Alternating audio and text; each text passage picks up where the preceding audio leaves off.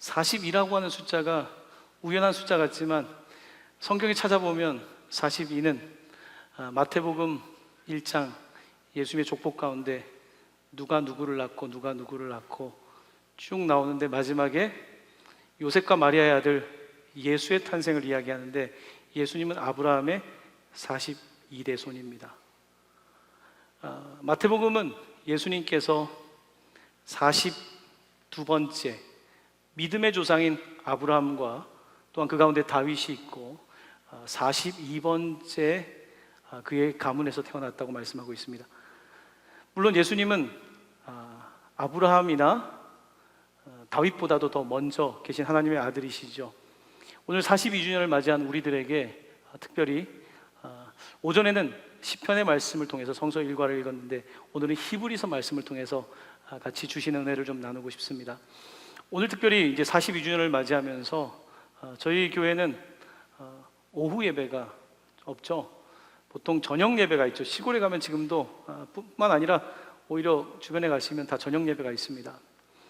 저희가 교회가 커지다 보니까 많이 분주해지고 그런 가운데 잊어버린 것이 무엇일까 생각을 하면서 최근에 기도에 대한 생각을 하게 되었습니다. 기도.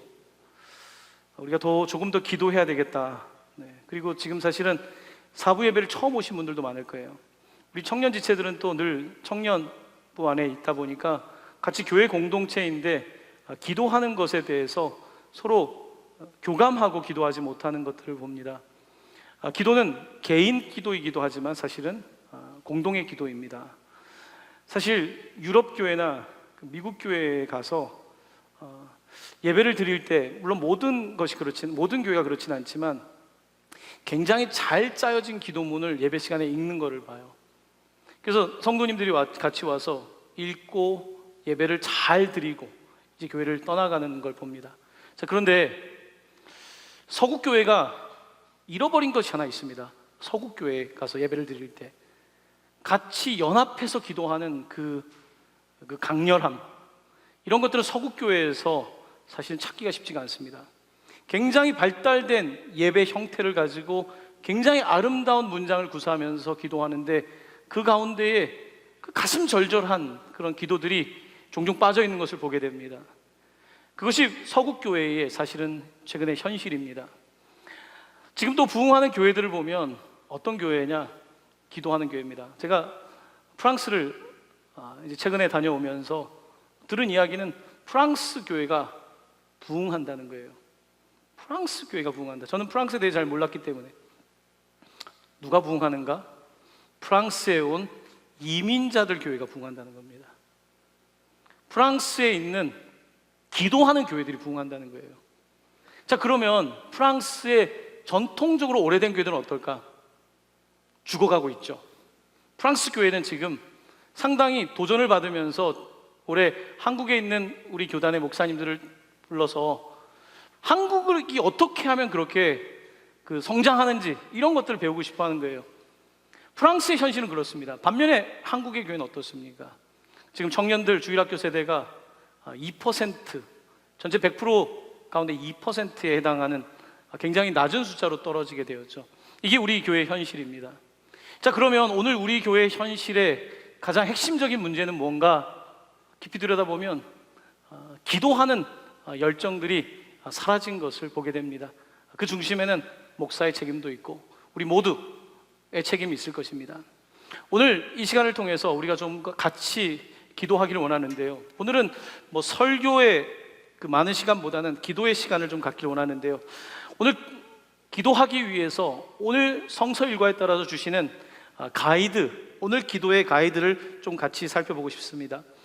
여러분, 오늘 히브리서 4장 12절 말씀, 13절 말씀, 오늘 설교는 두 가지 꼭지로 진행이 되고 설교가 끝나고 찬양하고 기도하는 순서로 두 번 진행되는데 오늘 말씀과 기도의 첫 번째 꼭지입니다.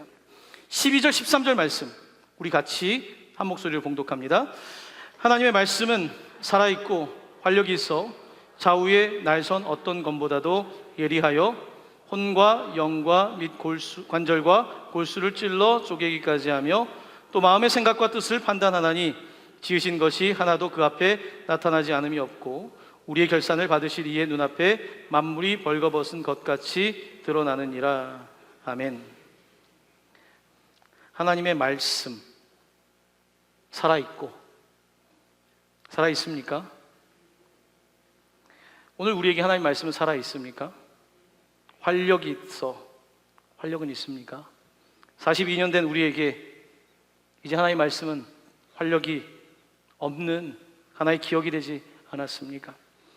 하나님 말씀이라고 하는 이 로고스라고 하는 단어는 원리 혹은 진리란 단어입니다. 히브리서는 말 그대로 히브리 사람들, 전통적인 유대인들이 들었을 때에 설득될 수 있는 복음서입니다. 히브리서인 거예요. 그래서 히브리서의 내용은 구약 성경의 내용을 주로 바탕으로 하고 있습니다. 구약에 있는 그 말씀이 살아있는 말씀인데 박제화됐다는 것입니다. 하나님의 말씀인데 활력이 없다는 거예요. 그래서 구약의 이 말씀이 과거의 것이 되어버리고 더 이상 사람들을 움직이지 않는다는 것입니다. 율법의 모습이, 제사의 모습이, 지금까지 지켰던 신앙이 이제 더 이상 활력도 없고 생명도 없다라고 오늘 본문은 이야기하면서 하나님의 말씀은 살아있고 활력이 있고 반드시 움직이는 진리여야 된다. 고정된 진리가 아니라 움직이는 진리, 고정된 원리가 아니라 끊임없이 생명을 만들어내는 원리가 돼야 된다고 말씀하고 계시며, 이 말씀은 좌우의 날선 어떤 검보다, 여러분 지금은 검이 좌우에 날이 서 있지만 전통적인 고대의 기술을 가지고는 한쪽 날만 있지 않습니까? 그런데 좌우에 날이 선 더블 엣지의 이 검보다 예리하다. 양날의 검보다 더 예리해서 어떻게 하는가? 혼과 영과 관절과 골수, 여러분 깊이를 더해가지 않습니까? 혼, 영, 소울에서 스피릿까지, 그리고 관절에서 골수까지 찔른다라는 것은 통과한다는 뜻입니다. 하나님의 말씀이 혼과 영을 통과하고 관절과 골수를 통과하고 찌른다는 표현과 그 다음에 쪼개기까지, 나눈다는 쪼개기까지 한다라고 오늘 말씀을 기록하고 있는 것입니다. 오늘 말씀이 우리가 말씀을 모르는 게 아닙니다. 말씀을 알지만 살아있냐는 질문입니다. 말씀이 내게 활력을 가지고 있느냐, 그리고 나에게 찌르고 있는가, 그리고 쪼개고 있는가, 여기에 대한 질문 앞에 오늘 우리가 서야 되는 것입니다. 저는 어릴 때 이 말씀을 참 좋아했어요. 왜 좋아했냐면 재밌잖아요. 남자 아닙니까? 칼. 하나님의 말씀은 살아있고 활력이 있고 좌우의 날선 어떤 것보다 예리하다. 그 다음 말씀이 참 좋았어요. 무슨 뜻인지도 모르면서 혼과 영, 관절과 골수, 그 당시에 골수가 뭔지도 몰랐습니다. 너무 좋은 거예요. 와, 어떤 칼이면 이렇게 찔러서 쪼개기까지 할까? 오늘 어린 시절에 들었던 이 말씀, 무적정 좋았던 말씀, 굉장히 쿨했던 거예요. 저한테는 이런 말씀이 이제는 그냥 어린 소년의 치기 어린 그냥 장난감, 그런 칼을 상상하는 게 아니라 살아있는 말씀으로, 활력 있는 말씀으로 오늘 저에게 또한 여러분에게 찾아가셔서 여러분을 조금 마치 이 셰프가 여러분 스시 얼마나 면밀하게 발라냅니까? 고기를 잘라내는 이 얼마나 면밀하게 뼈와 뼈 사이까지 발라냅니까? 하나님의 말씀이 오늘 그렇게 우리 가운데 역사한다고 말씀하고 있습니다. 이 말씀은 그래서 어디까지 가냐면 혼과 영, 관절과 골수를 찔러 쪼개기까지 하며, 그 다음 보십시오. 마음의 생각과 뜻을 판단한다. 생각과 뜻이라고 하는 것은 우리의 의도까지 파악한다는 것입니다. 하나님의 말씀이 내 의도. 여러분 우리는 사회생활하면서 상대방의 의도까지 다 파악하기는 어렵습니다. 하지만 말씀 앞에 설 때 그 말씀이 우리의 생각과 뜻, 의도까지 판단하시는데 13절입니다. 지으신 것이 하나도 그 앞에 나타나지 않음이 없고 우리의 결산을 받으실 이의 눈앞에 만물이 벌거벗은 것 같이 드러나느니라. 아멘. 저는 오늘 여러분들과 함께 이제 함께 찬양하고 좀 기도하고 싶습니다. 네, 오늘은 연이어서 두 가지 꼭지를 가지고 말씀을 나누고 조금 더 기도하는 시간을 갖도록 하겠습니다. 오늘 히브리서 두 번째 꼭지는, 첫 번째가 말씀이었다면 두 번째 꼭지는 대제사장에 관한 말씀입니다. 대제사장, 여러분, 제사장은 레위 지파 출신입니다. 예수님은 레위 지파가 아니라 유다 지파입니다. 성경은 구약을 잘 알고 있는 히브리 사람들에게 오늘 증거하고 싶은 것입니다. 제사장은 혈통으로, 우리가 생각하는 전통적인 그런 혈통의 관계에서 이루어지는 것이 아니라, 우리에게 있는 대제사장은 그런 혈통의 제사장을 넘어선 하나님의 놀라운 강권하심 역사 가운데 오신 제사장이다. 우리가 오늘 읽지 않았지만 어려운 표현을 사용합니다. 멜기세덱의 반차를 따르는 대제사장. 혈통으로 온 제사장이 아니라 하나님의 방법으로, 다른 방법으로 오셔서 역사하시는 대제사장에 관하여 말씀하고 있습니다. 여러분 아시다시피 대제사장은 다른 제사장들과 다르게 1년에 한 차례 욤키퍼라고 하는 속죄일에 딱 1년에 한 번 지성소에 들어가게 됩니다. 성막에 들어가고 그 안에 휘장이 있고, 그 안에 이제 1년에 한 번 들어가는 속죄소가 있습니다. 언약궤가 있고, 이 언약궤 위에 금으로 된 스랍의 모습이 있고, 그리고 그곳에 앉아 계시는 바로 주님의 영광의 자리, 그 자리를 일컬어서 은혜의 자리라고 말합니다. 대제사장은 1년에 한 번 이 천사의 모양을 하고 있는 그 은혜의 보좌 위에 피를 뿌립니다. 동물의 피를 뿌립니다. 올해 1년에 한 번 모든 이스라엘 죄를 가지고 가서 그곳에 피를 뿌립니다. 1년이 지나고 2년이 지나고 3년이 지나고 그 은혜의 보좌는 계속해서 피로 덮여 있습니다. 이게 구약의 전통입니다. 그렇게 깨끗하지 않습니다. 1년에 한 번 들어가서 그곳에 피를 뿌리고 또 피를 뿌리고 계속해서 덮는 거예요. 우리의 죄를 덮는 거예요. 마치 아담과 하와가 범죄했을 때 가죽 옷으로, 자기들이 무화과 옷으로 덮었죠. 하지만 하지만 이게 때가 되면 무화과 잎이 다 사라지게 되는 거죠. 또 은혜의 보좌에다가 피를 뿌렸는데 피도 사라지는 거예요. 구약 성경은 계속해서 우리의 죄를 덮는 이런 히브리의 이야기를 하면서, 우리에게 오신 대제사장은 이렇게 덮어주는 게 아니라, 우리의 죄를 살짝 덮어주거나 우리의 부끄러움을 살짝 덮어주는 것이 아니라 아예 제거해 주시는 분, 우리 가운데 있는 수치와 죄를 완전히 제거해 주시는 분, 단번에 십자가에 달려 돌아가심으로 말미암아 한 번, 두 번, 세 번 덮고 또 덮는 것이 아니라, 해마다 이렇게 속죄제를 드려야 되는 것이 아니라, 그가 단번에 이 땅 가운데 오셔서 우리를 위하여 죽으시고 구원하셨다는 그 대제사장의 이야기를 오늘 전하고 있는 것입니다. 히브리 사람들은, 유대인들은 그 이야기를 들을 때 와, 그런 대제사장이 있는가라고 반문했을 것입니다. 자, 오늘 그 대제사장에 관한 말씀이 있는데요, 오늘 기도하는 시간이니까 말씀을 더 깊이 들어가진 않고요, 오늘 14절부터 16절까지 두 번째 꼭지에 있는 말씀을 여러분에게 주는 말씀으로 듣고 함께 봉독하시길 바랍니다. 시작. 그러므로 우리에게 큰 대제사장이 계시니 승천하신 이 곧 하나님의 아들 예수시라. 우리가 믿는 도리를 굳게 잡을지어다. 우리에게 있는 대제사장은 우리의 연약함을 동정하지 못하실 이가 아니요 모든 일에 우리와 똑같이 시험을 받으신 이로되 죄는 없으시니라. 그러므로 우리는 긍휼하심을 받고 때를 따라 돕는 은혜를 얻기 위하여 은혜의 보좌 앞에 담대히 나아갈 것이니라. 아멘. 오늘 대제사장은 우리를 그래서 동정이라는 단어는 여러분 요즘 우리가 흔히 쓰는 공감이란 단어입니다. 우리에게 있는 대제사장은 공감하신다는 겁니다. 여러분, 근데 공감에도 한계가 있습니다. 모든 사람을 공감할 수는 없어요. 살인자를 공감할 수 있습니까? 나에게 비수를 꽂은 사람을 공감할 수 있습니까? 여러분, 우리는 모든 사람을 공감하지 않습니다. 나와 비슷한 사람, 처지가 비슷한 사람을 공감하죠. 하지만 우리에게 있는 대제사장은 모든 케이스를 공감하신다는 겁니다.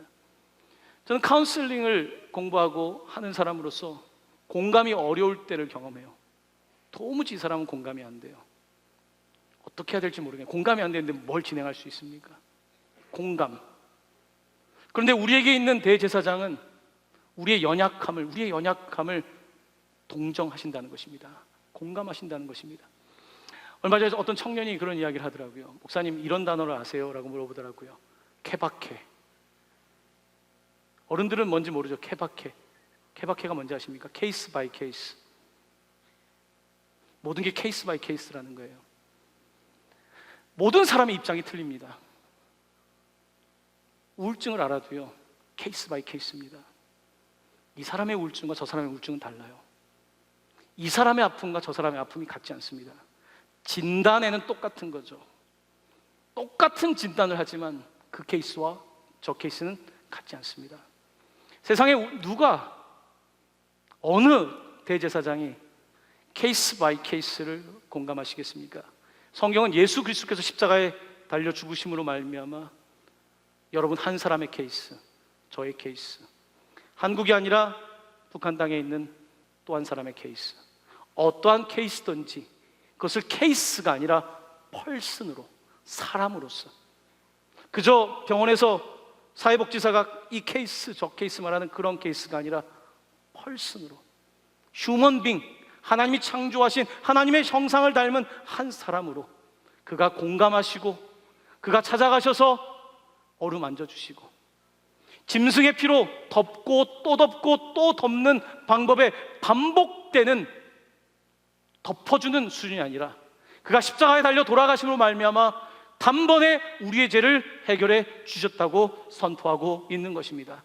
그리고 그 대제사장이 바로 우리의 대제사장이니까 우리는 죄를 지어서 지성소에 들어갈 수가 없습니다. 어떻게 휘장에 들어갑니까?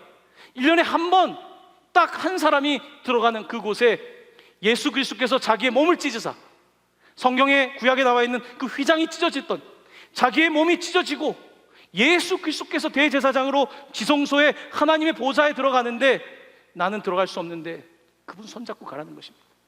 그분 손 붙잡고 함께 나아갈 때 나는 하나님을 볼 수도 없는데 그런 사람이지만 은혜의 보좌에 담대하게, 은혜의 보좌에 죄가 있으면 나아갈 수 없는데 예수 그리스도께서 그냥 잠시 1년 동안 덮어준 것이 아니라 우리의 모든 죄를 씻어주셨기 때문에 우리는 그 은혜의 보좌에 담대하게 나아가야 된다라고 선언하고 있는 것입니다. 이것이 복음입니다. 세상의 많은 것들은 덮어주는 수준에서 머뭅니다.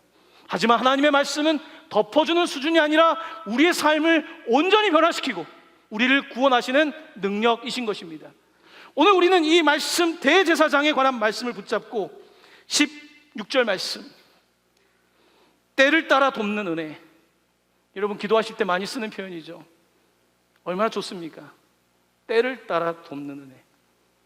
지금 내 상황, 지금 우리 가정의 상황, 지금 말할 수 없는 이 때를 따라 돕는 은혜를 얻기 위하여 어디 앞으로? 은혜 보좌. 은혜 보좌는 지성소 안에 있는 것입니다. 바로 주님께서 계신 그곳에 나아가라고 오늘 본문은 말씀하고 있습니다. 성경은 흥미롭습니다. 언약궤가 있습니다. 율법이죠. 거기 위에 은혜 보좌가 있는 거예요. 이곳에 법으로는 죽을 수밖에 없는 우리들을 위해 은혜 보좌가 있고 이곳에 피를 뿌렸던 것입니다. 이곳에 피를 뿌리고 또 뿌리면서 율법으로는 죽을 수밖에 없는 우리를 피를 뿌리며 감추어줬던 거예요. 대제사장이 1년에 한 번씩 감추고 또 감추고 덮고 또 덮고, 하지만 그렇게 해결이 되겠습니까? 오늘 우리가 예수를 믿는 것은 이렇게 덮고 또 덮는 그런 은혜가 아니라 이 모든 것들을 제거하시고 휘장이 찢어지고 지성소의 문이 열리고 이제는 우리는 하나님의 은혜의 보좌에 담대하게 나아갈 수 있는 사람이 된 것입니다. 이것이 오늘 하나님께서 우리에게 주시는 확신의 말씀입니다. 그러므로 때를 따라 돕는 은혜를 얻기 위하여 두려워하지 마시고 담대하게 나아가십시오. 예수의 이름으로 기도하십시오. 우리가 기도할 때 하나님께서는 은혜 보좌에서 우리의 기도를 듣고 계시고 응답해 주시는 것입니다. 저는 사실 살면서 딱 2권의 책을 번역했습니다. 제가 2번째 번역한 책이요, 여러분 사람이 공부할 때는 굉장히 드라이해지죠. 말씀을 믿고 살아있는 말씀을 보기보다는 분석하는데 저도 그런 시절이 있었습니다. 근데 그때는 아르바이트로 돈이 필요해서 책을 번역했어요. 근데 제가 번역한 책은 바로 오늘 대제사장에 관한 말씀인데, 저는 그 책을 번역하면서 하나님은 참 신기하시다. 머리가 커지는 나를 위해서 어떻게 이런 책을 번역하게 하셨을까? 저는 그때 번역할 때 그때를 잊지 못합니다. 저는 살면서 제가 왼쪽 길로 가려고 하면 하나님께서 어느새 저를 붙잡아 놓고 이 책을 주시면서, 나는 돈 벌려고 번역했는데 하나님께서는 그 책을 통하여 저에게 말씀을 주셨어요. 나중에 더 소개할 기회가 될지 모르겠죠. 제가 이야기를 잘 하지 않았지만 삶 속에서 꾸준히 일하시는 하나님을 저는 개인적으로 그렇게 체험하고 있습니다. 사랑하는 성도 여러분, 오늘 이 시간 두 번째 이제 꼭지 말씀을 듣고 기도하고 찬양하기를 원하는데요. 이번 두 번째 우리가 함께 기도할 때는 중보기도 시간입니다. 예수님은 중보자세요. 중보자는 공감하지 못하면 중보하지 못합니다. 인간의 몸을 입지 않으면 절대로 우리를 위한 중보자가 될 수 없죠. 우리 예수님께서 말씀이 육신이 되어서 이 땅에 우리 옷을 입고 온 게 아니라 우리의 몸으로 오셨습니다. 그냥 살짝 흉내 내신 것이 아니라 우리의 몸을 입고 그가 오셔서 여러분 한 사람 한 사람의 상황들을 아시고 아파하시고, 그리고 덮고 또 덮는 것이 아니라 단번에 죽으심으로 말미암아 우리를 구원해 주신 것입니다. 그러므로 우리는 이제 은혜 보좌에 나아가는데 나만 나아가야 되겠습니까? 우리 가족과 또한 이 시대의 청년들과 또한 우리가 함께 붙잡고 나아가야 될 그 많은 사람들을 기억하며 대제사장 대신 예수를 따라서 함께 나아가며 기도할 수 있는 남은 시간이 되었으면 좋겠습니다. 우리 함께 먼저 찬양하며 기도를 한 걸음 더 나아가길 원합니다.